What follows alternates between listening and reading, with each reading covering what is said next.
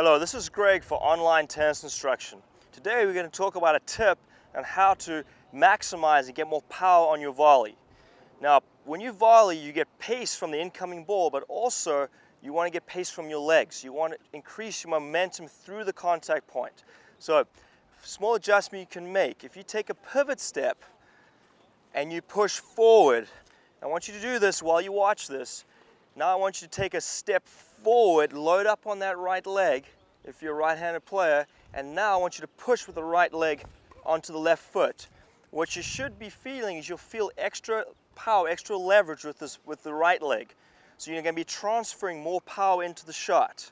Now if you look from the side, this foot that's going out is going to initiate the shoulder turn. So when the foot goes out, just imagine the butt cap is now connected to the right foot. So when you step out, this initiates the turn. The racket stays in front of the right foot. That helps prevent me from having a too big a backswing. Now obviously when we work on these things, we want to work in extremes. Then when you take the step through, this is your power, this is your contact point, connect the butt cap to the left toe, and you want to keep the racket in front as you step through the hit.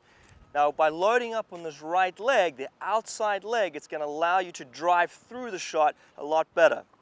The same is true on the backhand side. Balls come, you'll split, you'll step out over here. That out step initiates the turn. Keep the racket in front of the left foot. Right? Again, we're just overemphasizing this so we can create a short swings. Now connect the butt cap to the right foot and you'll step through together, moving through the contact point. Now this has many applications for when you're playing at the net. Very often when you're closing in, you got a high ball. You come in over here, if you step too soon with this foot, what happens is the power is now gone, and where do you get the extra power from? It's from the arm, and you end up swinging.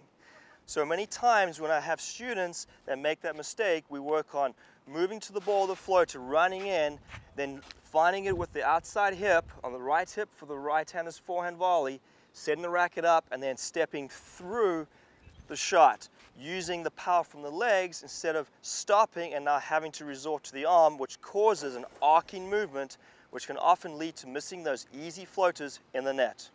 Okay, now let's take a look at this in action. We're really going to focus on loading up on this right leg, so I'm ready to really push through and supply more momentum and more force into the shot. So let's start over here, split step out, through. See, I'm stepping through, keeping the racket head up. And again, step out, through. Feet one just a little bit wider, because this step will also allow you to reach much, much further. So ready, I step out, load up, and stepping through. Now the same thing applies to the backhand side. So got the ready position here, you'll split step, you'll step out. See, I'm loading up on this leg. I'm ready to push forward. So let's take a look. So ready, load out and through. Often it helps to say the steps. Split, step out, step through. And again, let's try a wider one here. Ready, split out and step through. Those steps, if you're saying it, split step, step out, step through, is a great way for you to remember it and help you work on this part of your volleys. Okay, let's take a look at a few examples in slow motion. The split step, so you're stepping out. See how the toes point towards the side fence? That's going to allow you to push through with more force. Now watch the right foot, how it moves through the contact point. The ball is gone, and then I'm landing. Let's look at the recovery. Split stepping, the foot comes back to the ready position. Now stepping out with the right foot, toes face the side fence. Again, it's going to allow you to push forward with a greater force. Watch how the left foot is still moving through the contact point. The racket stays up. Now here's a drill to help you work on that footwork. So you can start straddling the single sideline. You can step out slightly and forward towards the double sideline, then connect the butt cap to the left foot and step through, back to the ready position, organize. Then you can straighten the arm, step for the back and volley. You step out towards the single sideline and then step through, organize the feet. Step out, step through, organize the feet. Out, through, organize the feet. Step out, through, and organize. Okay, so there's a tip on how to generate more power on your volleys.